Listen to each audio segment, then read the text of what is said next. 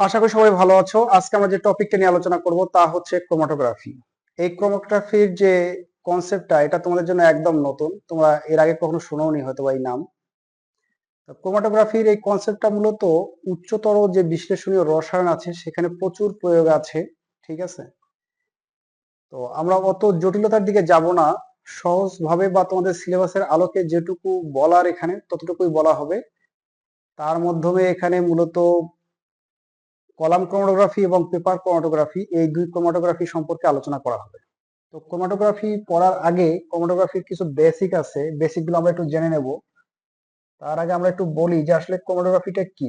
তো ক্রোমাটোগ্রাফির সংজ্ঞাটা আমরা একটু পরে দেই, আমরা ছোট্ট একটা জিনিস আগে দেখি।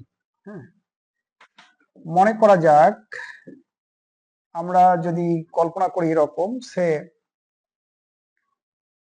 এটা মনে করো যে একটা আমাদের বাঁকা হয়ে গেল।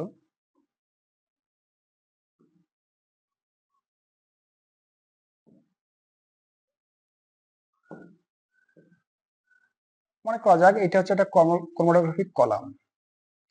এই যে ক্রোমাটোগ্রাফিক কলামটা যে আছে, এই ক্রোমাটোগ্রাফিক কলামে একটা স্থির মাধ্যম নেওয়া হয়। স্থির মাধ্যম বলা হচ্ছে যে যখন এই প্রক্রিয়া সম্পন্ন করা হবে তখন এই মাধ্যমটা নড়াচড়া করতে পারবে না, এই জন্য এই মাধ্যমটার নাম হচ্ছে ক্রোমাটোগ্রাফির স্থির মাধ্যম। এখানে একটা উল বা সিল্কের কোনো একটা কিছু নিয়ে এই স্থির মাধ্যমটা দেওয়া হয়। এখন স্থির মাধ্যমে কি থাকে? স্থির মাধ্যমে তিন রকমের জিনিস থাকতে পারে। একটা হচ্ছে অম্লধর্মী পদার্থ থাকতে পারে, অথবা ক্ষারধর্মী। এগুলো আমি বলছি কারণ একটার পর একটা বলবো, যেহেতু বিষয়টা তোমাদের একদম বেসিক। ক্ষারধর্মী পদার্থ থাকতে পারে অথবা প্রশম পদার্থ থাকতে পারে। আচ্ছা, এটা একটা বিষয়। আর এক রকম হতে পারে, এগুলো আবার পোলারও হতে পারে। পোলার হতে পারে বা এগুলো নন পোলারও হতে পারে বা স্বল্প পোলার হতে পারে।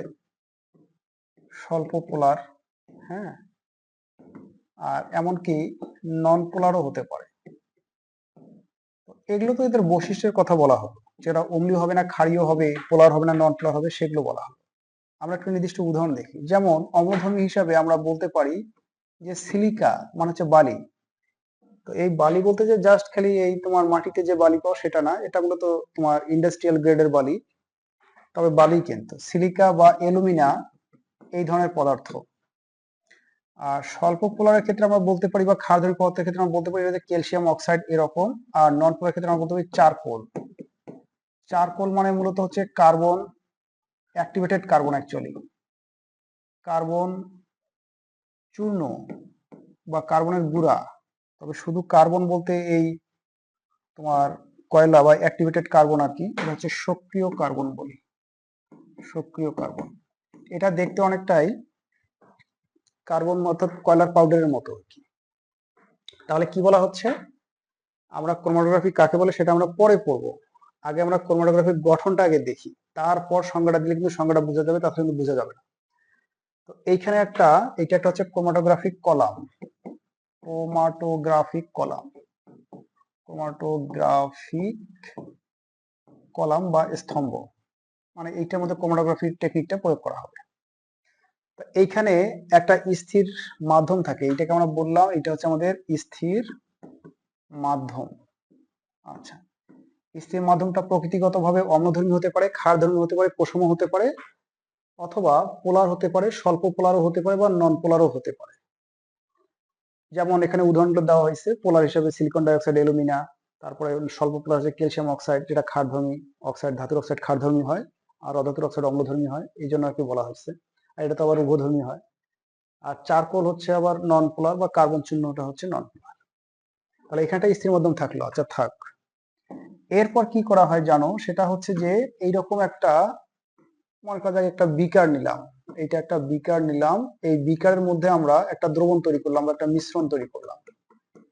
এই মিশ্রণটা কি দিয়ে তৈরি? এই মিশ্রণটাতে মনে করা যাক যে এ বি সি নামে তিনটা দ্রব্য আছে।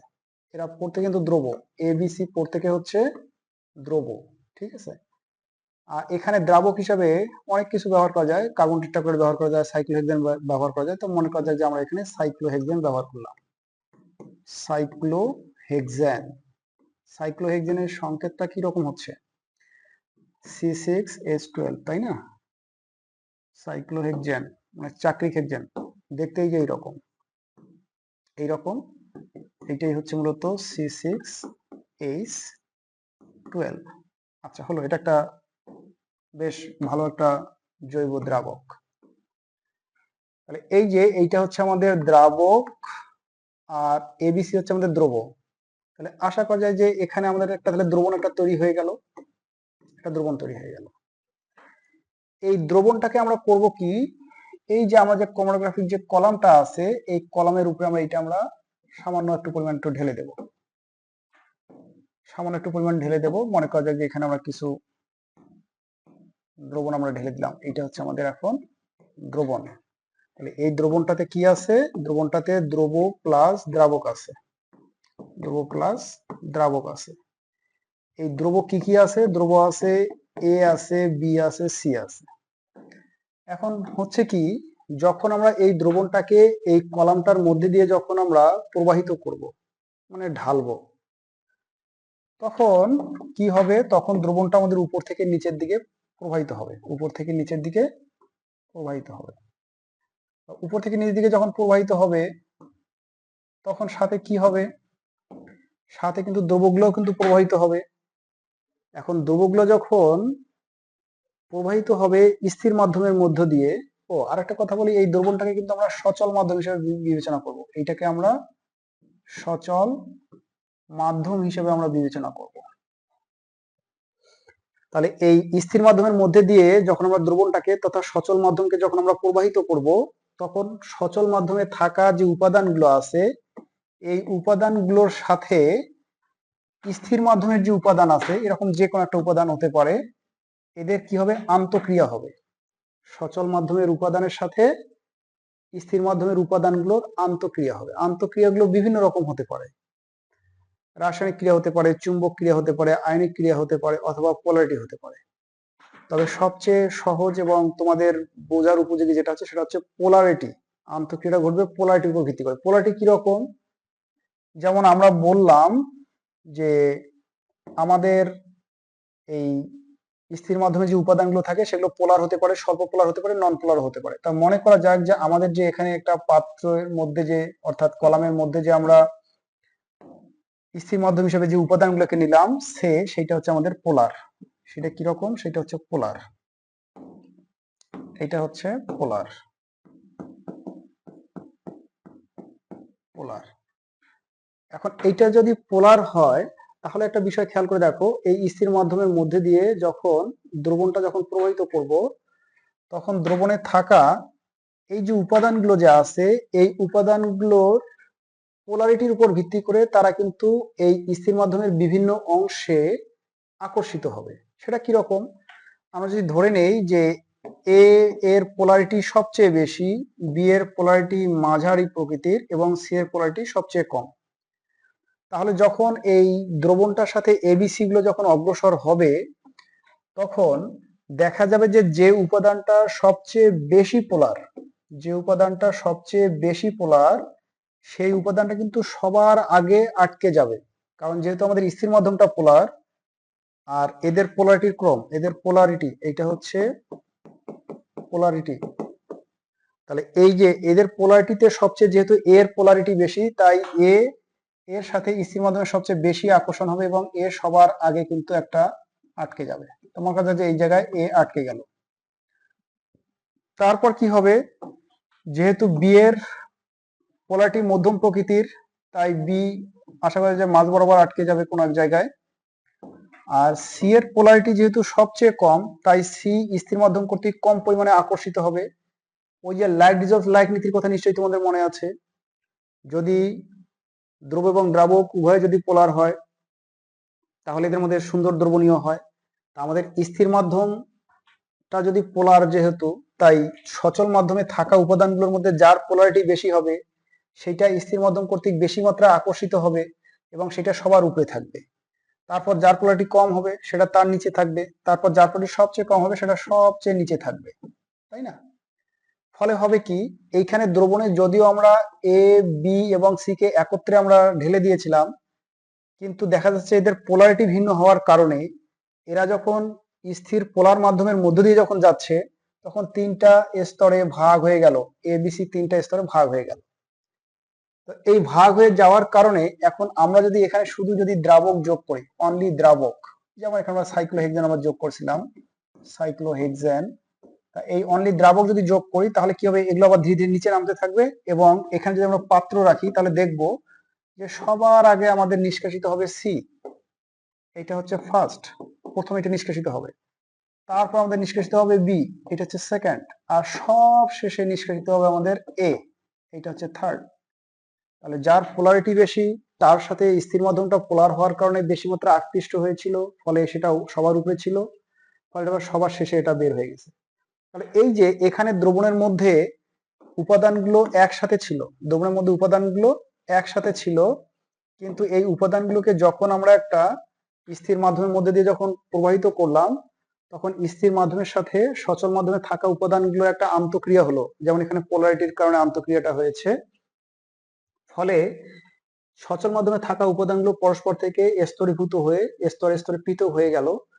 এইরকম কোন মিশ্রণ থেকে উপাদানগুলোকে পৃথক করার যে পদ্ধতি সেটাকে বলা হচ্ছে ক্রোমাটোগ্রাফি। এখন ক্রোমাটোগ্রাফি কাকে বলে? ক্রোমাটোগ্রাফির সংজ্ঞায় হচ্ছে, দেখো এইভাবে বলবো, আমরা যা দেখবো তাই বলবো, একদম হুবহু মুখস্থ করবো না। এটা প্রায় 3.5 লাইনের একটা সংজ্ঞা, সুতরাং তুমি যদি হুবহু মুখস্থ করতে যাও যে কোনো একটা শব্দ মিস করলে আর পরে আর এই সংজ্ঞা দিতে পারবো না। তাহলে আমরা এইভাবে বলবো যে ক্রোমাটোগ্রাফি কাকে বলে, বলা হচ্ছে যে কোনো স্থির মাধ্যমের মধ্য দিয়ে সচল মাধ্যমকে প্রবাহিত করলে সচল মাধ্যমের সাথে স্থির মাধ্যমের আন্তঃক্রিয়া ঘটার কারণে স্থির মাধ্যমে সচল মাধ্যমে থাকা উপাদানগুলো স্তরে স্তরে পৃথক হয়ে যায়। এভাবে উপাদানগুলোকে পৃথক করা, এদেরকে শনাক্তকরণ করা, এদের পরিমাণ নির্ণয় করার যে পদ্ধতি সেটাকে বলা হচ্ছে ক্রোমাটোগ্রাফি। তার মানে ক্রোমাটোগ্রাফি হচ্ছে একটা পৃথকীকরণ পদ্ধতি, যে পদ্ধতির সাহায্যে কি করা হয়, একটা স্থির মাধ্যমের মধ্য দিয়ে সচল মাধ্যমকে প্রবাহিত করা হয়, ফলে সচল মাধ্যমের উপাদানের সাথে স্থির মাধ্যমের আন্তঃক্রিয়া ঘটে। এই আন্তঃক্রিয়ার কারণে কি হয়, সচল মাধ্যমে থাকা উপাদানগুলো পরস্পর থেকে পৃথক হয়ে যায়, আলাদা হয়ে যায়। এইভাবে কোনো মিশ্রণ থেকে উপাদানগুলোকে পৃথক করা, তাদেরকে শনাক্তকরণ করা, তাদের পরিমাণ নির্ণয় করার যে পদ্ধতি সেইটার নামই হচ্ছে ক্রোমাটোগ্রাফি। তো আশা করি তোমরা ক্রোমাটোগ্রাফির সংজ্ঞা বুঝতে পেরেছো। তাহলে ক্রোমাটোগ্রাফিতে কিন্তু দুইটা মাধ্যম থাকতেছে, একটা হচ্ছে স্থির মাধ্যম আর একটা হচ্ছে সচল মাধ্যম। এইটা কেন স্থির মাধ্যম, কারণ এই মাধ্যমটা নড়াচড়া করে না। আর এটা কেন সচল মাধ্যম, কারণ এখানে যে উপাদানগুলো থাকে সেগুলো মূলত স্থির মাধ্যমের ভিতর দিয়ে প্রবেশ করে, অর্থাৎ গতিশীল থাকে, এই জন্য এদেরকে বলা হচ্ছে সচল মাধ্যম। এখন ক্রোমাটোগ্রাফির আমরা প্রকারভেদ একটু জানতে চাই। তো ক্রোমাটোগ্রাফির প্রকারভেদ জানতে গেলে আমাদেরকে আগে নিশ্চিত হতে হবে যে আমরা ক্রোমাটোগ্রাফির মূল বেসিকটা বুঝলাম কিনা। এটা কিন্তু আমাদের ক্রোমাটোগ্রাফি একদম বেসিক, ঠিক আছে? তো ক্রোমাটোগ্রাফির এই বেসিক যদি আমরা বুঝতে পারি তাহলে এখন আমাদের ক্রোমাটোগ্রাফির প্রকারভেদটা বুঝতে সুবিধা হবে। তো প্রথমে আমরা একটু এইভাবে একটু ভাগ করে নেব, সেটা হচ্ছে যে আমরা প্রথমে একটা সচল মাধ্যমকে রাখবো, সচল মাধ্যম, ঠিক আছে, সচল মাধ্যম। তারপর আমরা রাখবো স্থির মাধ্যম, স্থির মাধ্যম। তো আমাদের সবার আগে তো উপরে সচল মাধ্যম ছিল না, তাই আগে সচল মাধ্যম, পরে হচ্ছে স্থির মাধ্যম, আর তারপর হচ্ছে পৃথকীকরণের মূলনীতি বা যে কারণে পৃথকীকরণ হয়, যেভাবে পৃথকীকরণ হয়, আমি এইটা লিখি একটু জাস্ট নিজের মতো করে লিখি, যেভাবে আহ, যেভাবে বা যে কারণে পৃথকীকরণ ঘটে, করণ ঘটে সেটা লিখব। আর এইখানে আমরা একটু উদাহরণ লিখব, উদাহরণ লিখব। তো এই সিরিয়ালটা মনে রাখা কিন্তু জরুরি। কেন মনে রাখা জরুরি সেটা একটু পরে বুঝবা। তো আমরা তার আগে একটা কথা একটু বলে দেখতে চাই, এই পাতাটাতেই মনে লিখতে পারবো, জায়গা আছে। একটা বিষয় খেয়াল করে দেখো তো, আমাদের পদার্থগুলো 3 রকম হয়, মানে 3 অবস্থায় পাওয়া যায়। সেটা কি রকম অবস্থায়? এগুলো হয় কঠিন হয়, তরল হয়, অথবা গ্যাস হয়, তাই না? আমরা একটা পদার্থকে এইরকম 3টা ভৌত অবস্থায় পাই, যদি আরো 2টা ভৌত অবস্থা আছে, যাই হোক বিতর্কিত অবস্থায় যাওয়া যাবে না। তাহলে কঠিন, তরল এবং গ্যাস হয়। এখন আমরা যদি স্থির মাধ্যম নেই, তাহলে স্থির মাধ্যমে আমাদের কি গ্যাস কি থাকতে পারবে? স্থির মাধ্যম হিসেবে কিন্তু আমরা কিন্তু গ্যাসকে কিন্তু নিতে পারবো না। তার মানে স্থির মাধ্যম হিসেবে আমরা কি করতে পারবো না? আমরা এই কঠিনকে নিতে পারবো, তরলকে নিতে পারবো, কিন্তু আমরা গ্যাসকে কিন্তু নিতে পারবো না। কেন পারবো না? কারণ এই গ্যাসকে তো স্থির করে রাখা সম্ভব না, গ্যাস তো ছুটাছুটি করবে। ঠিক আছে। আবার যদি আমরা সচল মাধ্যম যদি বিবেচনা করি, সচল মাধ্যম, সচল মাধ্যম, তাহলে এবার একটু খেয়াল করে দেখো তো, এবার কিন্তু একটা কিন্তু বাদ যাবে। কোনটা বাদ যাবে বলো তো? এই সচল মাধ্যম হিসেবে আমরা কিন্তু কঠিন পদার্থ কিন্তু নিতে পারবো না, কারণ কঠিন পদার্থ কিন্তু প্রবাহিত হতে পারে না, কঠিন পদার্থের প্রবাহ ধর্ম নেই। আচ্ছা, তাহলে এখানে তরল নেওয়া যাবে, গ্যাস নেওয়া যাবে। যেমন কিছু উদাহরণ দিই। মনে করো যে এখানে কিছু সিলিকা বা বালি নেওয়া আছে।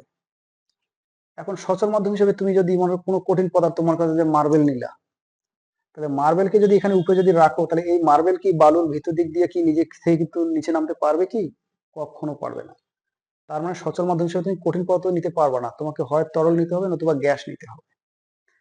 আর স্থির মাধ্যম হিসেবে কি নেওয়া যাবে না? গ্যাসকে নেওয়া যাবে না, কারণ স্থির মাধ্যম হিসেবে গ্যাস কিনলে গ্যাসকে স্থির করে রাখা যাবে না। তাহলে এখন বাকি থাকলো কোনটা? তাহলে আমরা স্থির মাধ্যম হিসেবে নিতে পারবো দুইটাকে।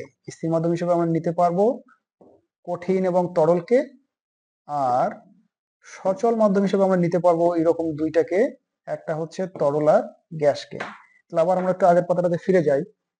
তাহলে সচল মাধ্যম হিসেবে যদি মনে করা যাক যে আমার 1 নম্বর দিয়ে লিখি, মনে করো যে সচল মাধ্যম হিসেবে থাকলো কোনো তরল থাকলো, তরল থাকলো। আর স্থির মাধ্যম হিসেবে মনে করা যাক যে কোনো কঠিন থাকলো। আমরা যেমনটা এখানে দেখেছিলাম, এখানে আমাদের স্থির মাধ্যমটা কিন্তু কঠিন ছিল। সিলিকা বালি একটা কঠিন, আর আমাদের সচল মাধ্যমটা একটা দ্রবণ ছিল, মানে একটা তরল ছিল আর কি। আচ্ছা, তাহলে এরকম একটা হতে পারে। তারপর 2 নম্বর ঘটনা আর একটা হতে পারে, সচল মাধ্যম হিসেবে আমরা গ্যাসকে নিতে পারি, গ্যাসকে নিতে পারি, আর স্থির মাধ্যম হিসেবে আমরা কঠিনকে নিতে পারি, এটাও চলবে, সমস্যা নাই। 3 নম্বর হচ্ছে আমরা সচল মাধ্যম হিসেবে কিন্তু আর কঠিনকে নিতে পারবো না, তাহলে এটা আমাদের শেষ। এখন আমরা যদি সচল মাধ্যম হিসেবে যদি আমরা তরল নেই, এখানে আমাদের আর একটা কম্বিনেশন সম্ভব, সেটা হচ্ছে স্থির মাধ্যম হিসেবে আমরা তরলকে আমরা নিতে পারবো, তরলকে নিতে পারবো। আবার 4 নম্বর হচ্ছে আমাদের সচল মাধ্যম যদি মনে করা যাক যে গ্যাস হয়, হ্যাঁ, আর কঠিন মাধ্যম আমাদের তরল, এটাও কিন্তু সম্ভব। ঠিক আছে, তাহলে এই কম্বিনেশন গুলো সম্ভব। তাহলে সচল মাধ্যম তরল, স্থির মাধ্যম কঠিন হতে পারে, সচল মাধ্যম গ্যাস, স্থির মাধ্যম কঠিন হতে পারে। তো আশা করা যায় কেন বাকি দুইটা হতে পারে না বা বাকিগুলো সম্ভব না, সেটা আমরা নিশ্চয়ই বুঝতে পারছি। এখন এইখানে আমরা একটা বিষয় মাথায় রাখবো, সেটা হচ্ছে যে যদি আমাদের স্থির মাধ্যমটা কঠিন হয়, কিরকম হয়? যদি স্থির মাধ্যমটা কঠিন হয়, তাহলে যে নীতির আলোকে পৃথকীকরণ ঘটবে সেটা হচ্ছে অধিশোষণ, অধিশোষণের আলোকে, অধিশোষণ এর কারণে পৃথকীকরণ ঘটবে, তাই এদেরকে আমরা অধিশোষণ ক্রোমাটোগ্রাফিও বলি। অধিশোষণ বা পরিশোষণ, কোথাও কোথাও পরিশোষণ আছে, কোথাও কোথাও অধিশোষণ আছে, এটা আমি একটু পরে একটু ব্যাখ্যা করে দিব। তা অধিশোষণ বা পরিশোষণের আলোকে, হ্যাঁ, পরিশোষণের আলোকে কিন্তু এরা পৃথকীকরণ ঘটবে, আলোকে পৃথকীকরণ ঘটে। আচ্ছা, আর যদি দেখা যায় যে স্থির মাধ্যমটা তরল হয়, তাহলে আমাদেরকে এখানে মাথায় রাখতে হবে বন্টন গুণাঙ্কের আলোকে পৃথকীকরণ হবে, বন্টন গুণাঙ্কের আলোকে পৃথকীকরণ হবে। তো বন্টন গুণাঙ্ক কি আমরা কিন্তু এর আগের টিউটোরিয়ালে দেখেছি, ওখান থেকে একটু দেখে নেবা, এখানে আর বলার সুযোগ নাই। বন্টন গুণাঙ্কের আলোকে পৃথকীকরণ ঘটবে। আচ্ছা, ভালো কথা। এরপর আমরা কিছু উদাহরণ যদি দেখি, যেমন আমাদের সচল মাধ্যম যদি তরল এবং স্থির মাধ্যম যদি কঠিন হয়, তাহলে অধিশোষণ বা পরিশোষণ গুণাঙ্কের আলোকে বা এর ভিত্তিতে পৃথকীকরণ ঘটবে। যেমন আমরা উদাহরণ হিসেবে বলতে পারি, এটার একটা উদাহরণ হচ্ছে এরকম যে, কি একটা উদাহরণ দেওয়া যায়, মনে করা যাক যে আমরা যে কলাম ক্রোমাটোগ্রাফি একটু আগে দেখলাম না, সেটা কিন্তু ওই রকম। মনে করা যাক সেটা হচ্ছে কলাম ক্রোমাটোগ্রাফি, অর্থাৎ সিসি, কলাম ক্রোমাটোগ্রাফি, বা আরেকটাকে বলা যায়, যদি আমরা বলি তাহলে বলতে পারবো যে thin layer chromatography, TLC. Thin layer মানে হচ্ছে পাতলা স্তর ক্রোমাটোগ্রাফি। তো পাতলা স্তর ক্রোমাটোগ্রাফি কি, তার টেকনিক কি, এটা মোটামুটি কলাম ক্রোমাটোগ্রাফি অনুরূপ, তবে কৌশলটা একটু ভিন্ন, এটা তোমাদের এখানে আলোচনার বিষয় নাই। তাহলে আমরা এখানে মাথায় রাখবো যে এই যে আমরা যেটা দেখলাম এটা কিন্তু আমরা কিন্তু কলাম ক্রোমাটোগ্রাফি, আমরা আবার এখানে ফিরে আসবো এক সময়। তাহলে এই সচল মাধ্যম যদি তরল এবং স্থির মাধ্যম যদি কঠিন হয় তাহলে পরিশোষণ বা অধিশোষণ আলোকে এরা পরস্পর পৃথক হয়। আর এর উদাহরণ হচ্ছে কলাম ক্রোমাটোগ্রাফি এবং thin layer chromatography. Thin, THIN, thin, thin layer মানে পাতলা স্তর chromatography. THIN, thin layer, LAYER। আর ক্রোমাটোগ্রাফি তো বুঝতে পারছো অনেক বড় শব্দ, এটা হচ্ছে পাতলা স্তর। থিন মানে হচ্ছে পাতলা, লেয়ার হচ্ছে স্তর, পাতলা স্তর ক্রোমাটোগ্রাফি। ঠিক আছে, ক্রোমাটোগ্রাফি। আর সচল মাধ্যম যদি গ্যাস হয়, স্থির মাধ্যম যদি কঠিন হয়, তাহলে গ্যাসের জন্য আমরা কি লিখতে পারি? গ্যাসের জন্য এখানে আমরা G লিখতে পারি, আর কঠিনের জন্য আমরা এখানে S লিখতে পারি। তাহলে এইরকম একটা ক্রোমাটোগ্রাফির উদাহরণ হচ্ছে, এরকম একটা ক্রোমাটোগ্রাফির উদাহরণ হচ্ছে যে, এরকম একটা ক্রোমাটোগ্রাফির উদাহরণ হচ্ছে GSC। GSC gas solid chromatography গুলো এরকম। আমরা নির্দিষ্ট কোনো উদাহরণ দিচ্ছি না, এটা কৌশলটাই শুধু বলছি। তারপর যদি আমরা মনে করা যাক যে বিবেচনা করি এরকম যে আমাদের,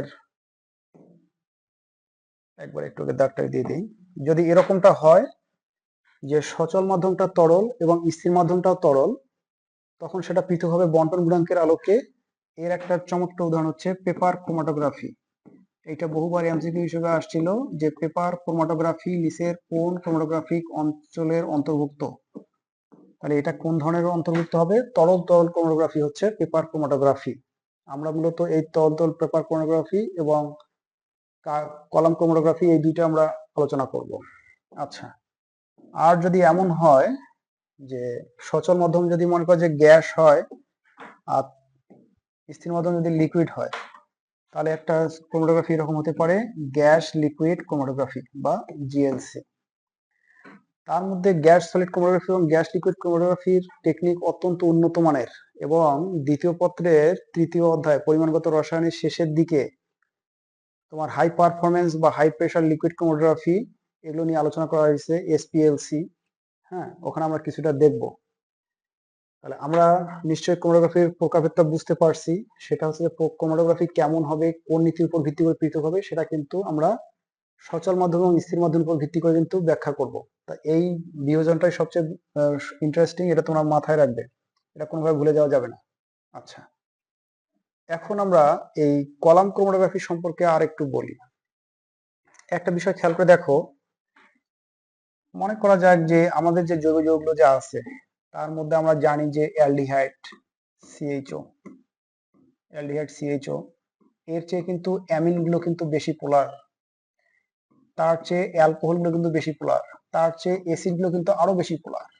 ঠিক আছে, তাহলে আমাদের একটা কলাম ক্রোমাটোগ্রাফিতে স্থির মাধ্যম হিসেবে যদি আমরা অধিক পোলারের সিলিকা বা অ্যালুমিনা নেই, আর আমরা যদি সেখানে কতগুলো প্রোটিন বা কতগুলো যৌগ নেই যাদের মধ্যে এই ফাংশনাল গ্রুপগুলো আছে, তাহলে কি হবে? একটা বিষয় খেয়াল করে দেখো তো, যে যৌগটাতে ফাংশনাল গ্রুপ হিসাবে অ্যালডিহাইড থাকবে সেটার পোলারিটি সবচেয়ে কম, ফলে এই পোলার মাধ্যমের মধ্যে দিয়ে গেলে অ্যালডিহাইডটা সবার নিচে অবস্থান করবে। তারপর অ্যামিনের পোলারিটি একটু বেশি, সেটা আরেকটু উপরে অবস্থান করবে। অ্যালকোহলের পোলারিটি আরেকটু বেশি, সেটা আরেকটু উপরে অবস্থান করবে।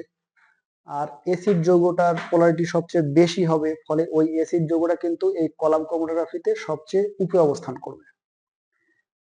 ফলে হবে কি, এই যৌগগুলো একটা থেকে আরেকটা কিন্তু আলাদা হয়ে যাবে, পৃথক হয়ে যাবে। এখন আমরা যদি প্রোটিনের কথা খেয়াল করি, প্রোটিনে কিন্তু অ্যামাইনো অ্যাসিড আছে, মানে ওখানে অ্যামিনো মূলক আছে, অ্যাসিড আছে, অ্যালকোহলীয় মূলকও আছে, ওএইচ আছে, ফেনলও আছে। তো এগুলোর উপর ভিত্তি করে কিন্তু আমরা প্রোটিনগুলোকে কিন্তু আলাদা করতে পারবো। তো তোমাদের পরামর্শ হবে যে তোমাদের যার যে বই আছে সেখান থেকে কোন কোন ক্ষেত্রে কোন কলাম ক্রোমাটোগ্রাফি কোথায় কোথায় প্রয়োগ করা যায় এগুলো মুখস্থ করে নিবা। এগুলো জাস্ট জানা, আপাতত ওগুলো বিস্তারিত বলে বা কিভাবে কাজ করে সেটা তোমরা জানবা না বা জানার এখানে সুযোগও নাই। তোমরা এগুলো শুধু ডাটাগুলো মেডিকেল এমিশন টেস্টে প্রচুর আসে যে কলাম ক্রোমাটোগ্রাফির প্রয়োগ নিচের কোনটিতে করা যেতে পারে বা কোনটাতে যায় না ইত্যাদি। তো এই হচ্ছে মোটামুটি কলাম ক্রোমাটোগ্রাফি, এখানে আর বলার তেমন কিছু নাই। এই যে এখানে অধিশোষণ বা পরিশোষণ যে কথাটা বলা আছে, এইটা একটু ব্যাখ্যা দেই আমরা, এই জন্য একটু ছবিটা একটু দেখি। এই ছবিটাকে আমরা আর একটা জায়গায় একটু দেখতে চাই। মনে করা যাক যে এইটা হচ্ছে আমাদের একটা ক্রোমাটোগ্রাফিক একটা কলাম, এটা হচ্ছে আমাদের একটা ক্রোমাটোগ্রাফিক কলাম। আচ্ছা হলো, এখানে আমরা একটু মনে করা যাক, একটু জুম করে একটু দেখি। মনে করা যাক যে আমাদের এই এরকম আর কি স্থির মাধ্যমগুলো আমাদের এরকম কঠিন, ঠিক আছে। একটু হলুদ কালার না নিয়ে অন্য কালার নিলে মনে হয় ভালো হতো। যাই হোক, এগুলো হচ্ছে আমাদের স্থির মাধ্যম। আচ্ছা, এখন আমরা এখানে যখন কোনো তরল মাধ্যমকে যখন আমরা দেই, যখন কোনো তরলকে যখন আমরা প্রবেশ করে দেই, তখন হয় কি জানো, এই যে এদের মাঝখানে যে ফাঁকা জায়গাগুলো যে আছে, এই ফাঁকা জায়গাগুলো আশেপাশে যে ফাঁকা জায়গা আছে, এগুলো দিয়ে কিন্তু এরা কিন্তু বের হয়ে আসে। তো যখন বের হয়ে আসে তখন কি হয় জানো, এই যে এই অণুটাকে, এই হলুদ যে অণুটা আমরা লিখলাম, এইটাকে সে আমি মনে করি যে সিলিকন ডাই অক্সাইড, এটা একটা প্রকৃতিগতভাবে এটা একটা পোলার। আচ্ছা, আর এই যে এর মধ্যে দিয়ে যে তরলে যে উপাদানগুলো আছে, এগুলো যখন যায়, এই যে আঁকা বাঁকা করে যে ফাঁকা জায়গাগুলো আছে, ফাঁকা জায়গাগুলোর মাঝে ফাঁকা, মনে করো বিষয়টা এরকম যে একটা কৌটা তুমি মার্বেল মার্বেল রাখছো। তো মার্বেল যখন রাখছো, তো কৌটাটার তো কিছু ফাঁকা জায়গা আছে, কিন্তু দুই মার্বেলের বা মার্বেলগুলোর চতুর্পাশে কিছু ফাঁকা জায়গা থাকে। এখন তুমি যদি পানি দাও, পানি কিন্তু ওই মার্বেলের উপরে কিন্তু থাকবে না, মার্বেলের নিচ দিয়ে পানি কিন্তু বের হয়ে যাবে। যেমন পাথরের ক্ষেত্রে কিছু যদি পাথর রাখো, তার উপর যদি পানি দাও, তাহলে পাথরের দিক দিয়ে পানিগুলো কিন্তু চলে যাবে। এমনকি বালুর ক্ষেত্রে কিন্তু এরকমটা হয়। আচ্ছা হলো, তো যেটা হচ্ছে যে এই যে উপাদানগুলো যখন যাচ্ছে, তখন এই উপাদানগুলোর পোলারিটির সাথে এই উপাদানটা যাচ্ছে, এই পোলারিটির মধ্যে একটা আকর্ষণ হয়। তো মনে করা যাক যে এর একটা পোলারিটি যদি এটা মনে প্লাস আর যদি মাইনাস হয়, হ্যাঁ, আর এখানে যে উপাদানটা আছে, এর যে উপাদানটা আছে, এটা যদি একটা প্লাস আর একটা যদি মাইনাস প্রান্ত হয়, তখন হয় কি, এই উপাদানটার সাথে এই দ্রবটার, হ্যাঁ, একটা আকর্ষণ একটা ফিল করে। এবং এই আকর্ষণটা কেমন হবে সেটা পুরোটাই নির্ভর করে যে এখানে যে স্থির মাধ্যমটা আছে তার পোলারিটি কেমন, মানে তার পোলারিটি কত মাত্রার, আর এখানে যে দ্রবটা আছে তার পোলারিটি কত মাত্রার। এদের তার মধ্যে তো স্থির মাধ্যমের বা স্থির মাধ্যমের পোলারিটিটা তো ফিক্সড। তার মধ্যে দ্রবটার পোলারিটি যত বেশি হবে, স্থির মাধ্যমের সাথে ততই আকর্ষণটা বেশি হবে। ফলে হয় কি, এই স্থির মাধ্যমটার উপরে এই দ্রবটা এইরকম করে আটকে যায়, এইরকম করে আটকে যায়। তাহলে এর সাথে প্রকৃতপক্ষে এর কিন্তু কোনো বিক্রিয়া হচ্ছে না, শুধু আটকে যাচ্ছে। তা এইরকম কোনো কিছুর একটার উপরে আরেকটা জিনিস আটকে যাওয়াটাকে বলা হচ্ছে অ্যাডহেসিভ, অ্যাডহেসিভ আর কি, বা তোমার অধিশোষণ, অধিশোষণ বা অ্যাডজর্পশন, অ্যাডজর্পশন। সেটা আরেকটু মনে হয় যে উদাহরণ দিলে ভালো হয়। সেটা হচ্ছে এরকম, যেমন মনে করো দুইটা টার্ম আছে, একটা হচ্ছে অ্যাবজর্পশন আর একটা হচ্ছে অ্যাডজর্পশন। একটা হচ্ছে অ্যাবজর্পশন, জর্পশন।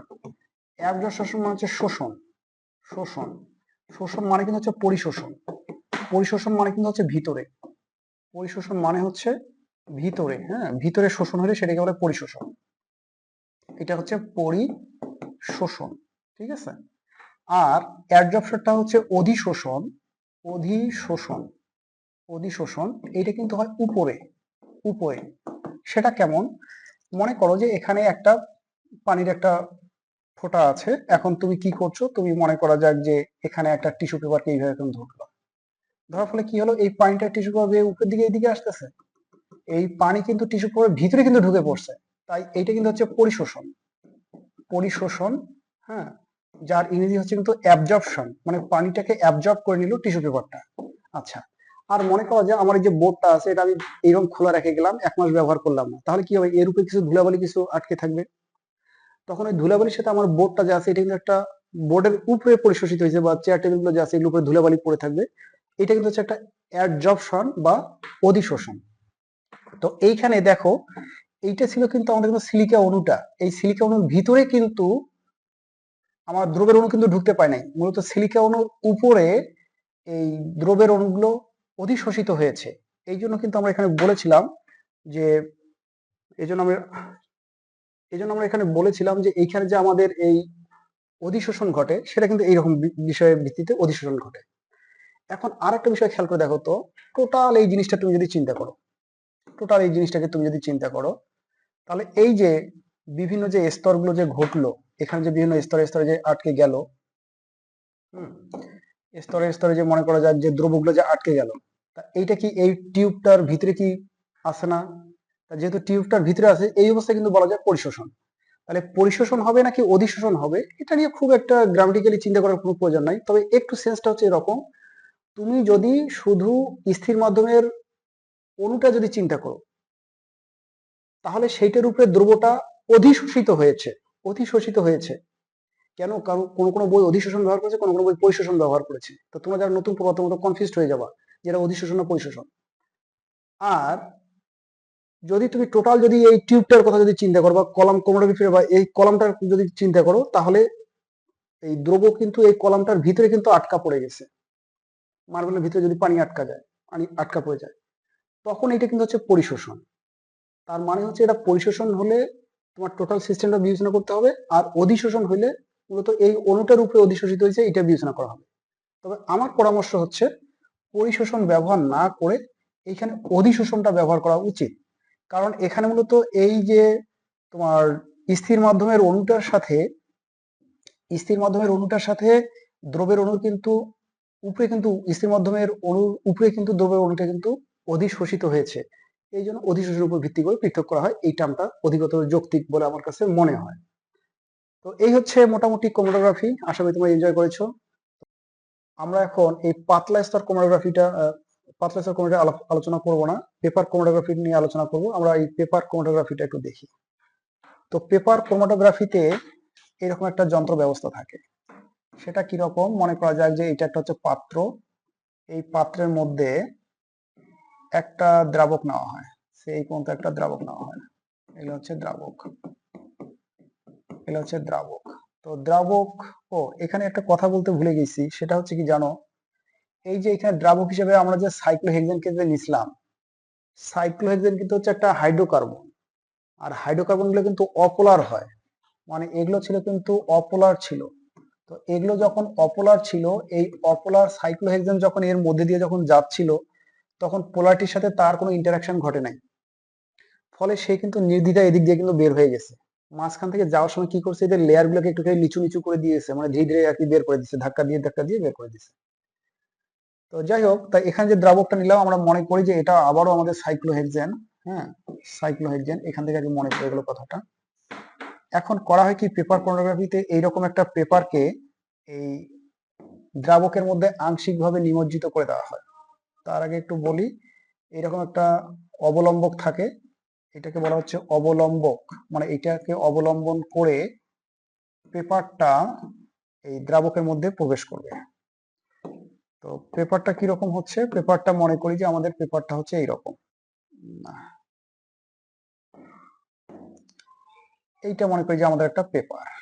তো পেপারটাকে কিন্তু আংশিকভাবে দ্রাবকের মধ্যে প্রবেশ করে দেওয়া হয়, আর পেপারটার গায়ের উপরে এইরকম একটা দাগ দিয়ে রাখা হয়, এরকম একটা দাগ থাকে। সো আমরা একটা হলুদ একটা অ্যাড করি, এটা কালারটা একটু হলুদ করে দিই, এরকম একটা দাগ দেওয়া হলো। তো মূলত এখানে যেটা হচ্ছে যে এখানে একটা পেপার থাকে, এই পেপারটার মধ্যে এরকম একটা দাগ দেয়া থাকে। হ্যাঁ, আর এই দাগের উপরে মনে করা যাক যে আমরা যদি এখানে মনে করা যায় একটা দ্রবণ তৈরি করলাম, দ্রবণ কি দিয়ে তৈরি করছি, দ্রব এবং দ্রাবক দিয়ে। এখানে তিনটা দ্রব আছে, সে একটা হচ্ছে এ, একটা হচ্ছে বি এবং একটা হচ্ছে সি। এইটার এক ফোঁটা আমরা এখানে নেই, এই এক ফোঁটা পরিমাণকে এখানে নেওয়া হয়, এখানে নেওয়া হয়। এটা হচ্ছে আমাদের নমুনা, এটা হচ্ছে আমাদের নমুনা, ঠিক আছে, নমুনা। তারপর নেওয়া হয় কি, এই নমুনাটাকে মনে করা যাক যে এখানে নেওয়া হলো, নমুনাটা এখানে একটু কালারফুল করে দিই, এখানে একটু কালারফুল করে দিই, এটা থাকলো একটু, মনে করা যায় এটা কালার থাকলো একটু, মনে করা যায় লাল কালার থাকলো একটু, এরকম একটা কালারফুল একটা নমুনা একটা হলো।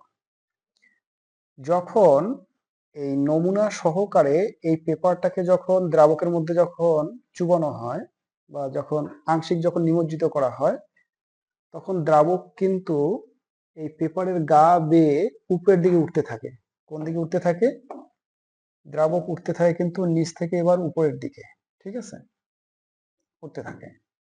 তো এ সময় কি হয়, যখন দ্রাবক যখন উঠতে থাকে তখন দ্রাবকের সাথে এই যে এখানে যে নমুনা দ্রবণটা যে এক ফোঁটা যে নেওয়া হলো, এইখানে যে দ্রবকগুলো আছে এই দ্রবকগুলো তখন উপরে উঠতে থাকে।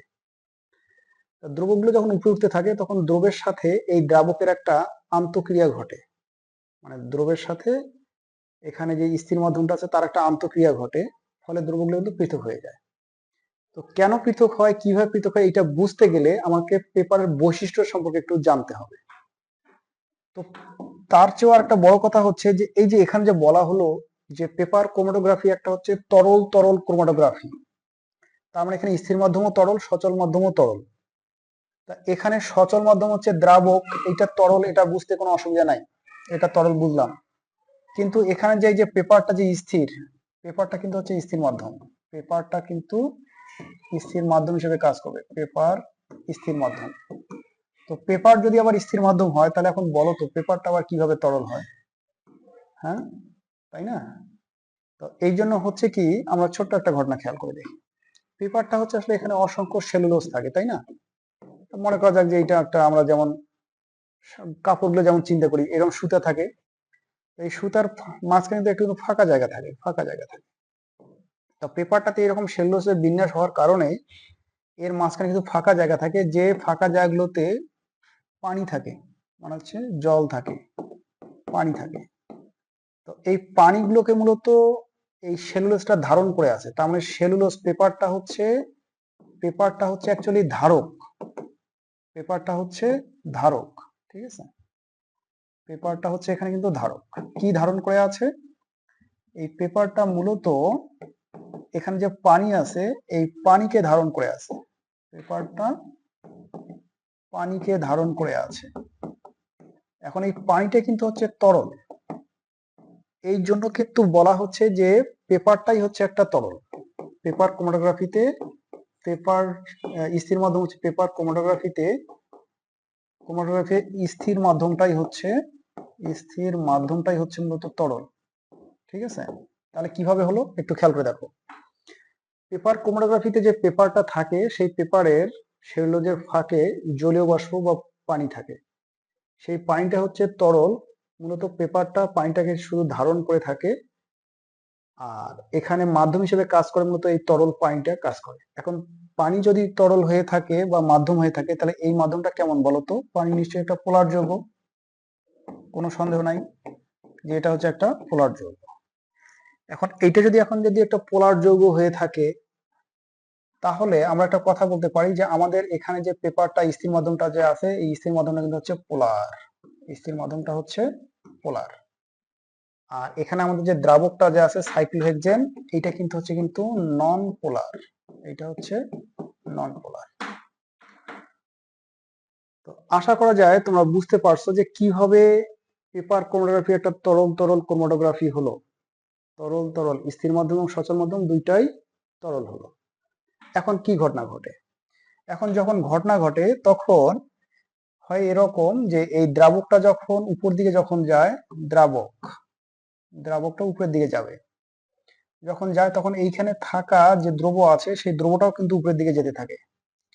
তো যাওয়ার সময় যদি এরকম হয়, এখানে নমুনা যে এবিসি যে আছে এই দ্রবণের মধ্যে যে দ্রব প্লাস দ্রাবক আছে, তার মানে দ্রাবকটা হচ্ছে সাইক্লোহেক্সেন, হ্যাঁ, আর নমুনাটা হচ্ছে দ্রবটা হচ্ছে এ বি সি এগুলো।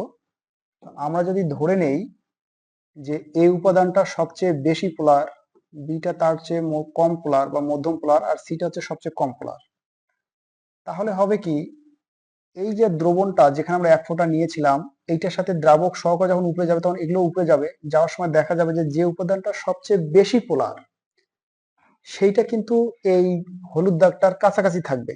তা আমরা মনে করে নেই যে আমাদের যদি মনে একটু কালি দিয়ে লিখি, এটা মনে হয় যে এইরকম কালি দিয়ে যদি লিখি তাহলে দেখা যাবে যে সবচেয়ে কাছে থাকবে এইটা। আর লালটাকে মনে করা যাক যে বি যদি চিন্তা করি, তখন লালটা যেহেতু মধ্যম পোলার সেটা থাকবে হয়তো বা এখানে। আর মনে করা যাক যে আরেকটা ছিল, এই কি কালার ছিল, এই কালার, পিঙ্ক কালার, পিঙ্ক কালারটা সবচেয়ে যদি তোমার কম পোলার হয় তাহলে এটা কিন্তু সবার উপরে থাকবে।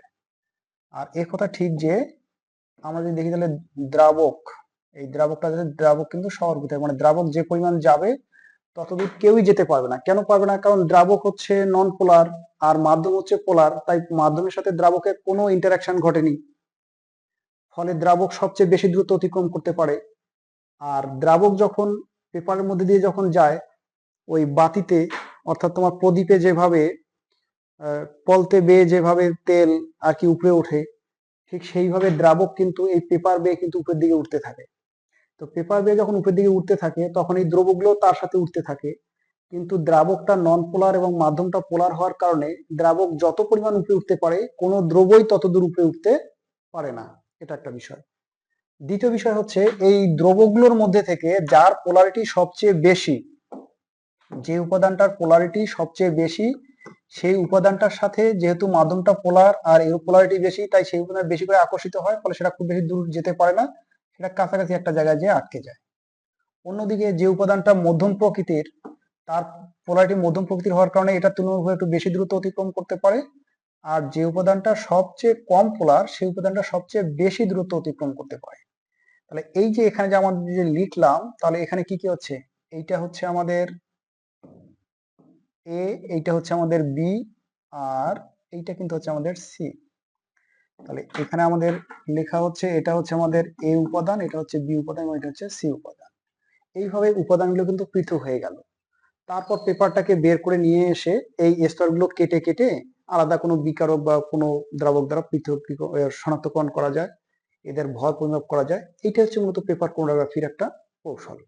তাহলে পেপার ক্রোমাটোগ্রাফির কৌশল আর টিস্যু পেপারে পানি ওঠার বিষয়টা একই রকম। তো টিস্যু পেপারটাকে যদি আমরা মনে করা যায় যে বিবেচনা করি পেপারটা, আর পানিটাকে যদি বিবেচনা করি দ্রাবকটা, তাহলে যে ঘটনা ঘটে সেইটা। এখন এই পানিটা যখন এই পেপারটা বেয়ে যখন উপরের দিকে ওঠে, মানে দ্রাবকটা যখন তোমার পেপার বেয়ে যখন উপরের দিকে ওঠে, তখন তার সাথে এখানে এই বেস লাইন, এটাকে বলা হচ্ছে ভিত্তি লাইন, এই হলুদ এই দাগটাকে বলা হচ্ছে বেস লাইন। বেস লাইন থেকে যে উপাদানটা যত বেশি পোলার হয় সেটা তত কম দূরত্ব অতিক্রম করতে পারে। আচ্ছা, আশা করি বিষয়টা বুঝতে পারছো। এখন পেপার ক্রোমাটোগ্রাফিতে একটা টার্ম আছে, সেটা হচ্ছে আরএফ। সেই টার্মটা হচ্ছে আরএফ।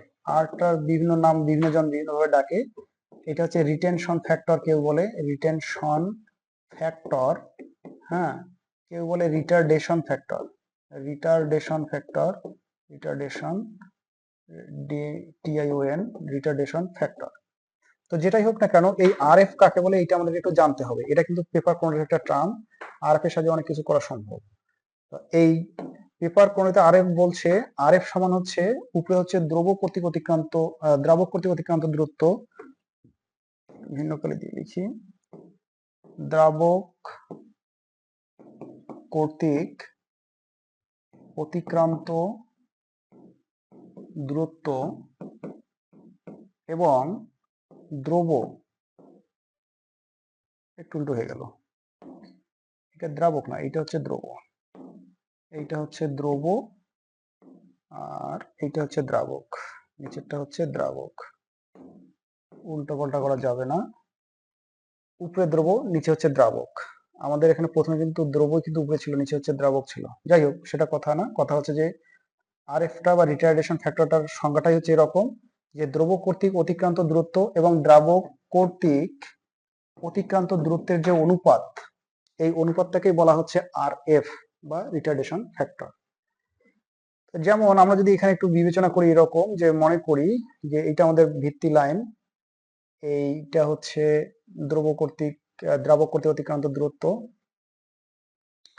তারপর মনে করা যাক যে এটা হচ্ছে এটা কর্তৃক অতিক্রান্ত দূরত্ব, হ্যাঁ, আর মনে করা যাক লাল কর্তৃক অতিক্রান্ত দূরত্ব হচ্ছে এইটা, আর মনে করি যে এই পেস্ট কালার হচ্ছে এই পদ্ধতি, আর ভিত্তি লাইনটা হচ্ছে কত দূর, ভিত্তি লাইনটা হচ্ছে এই পর্যন্ত।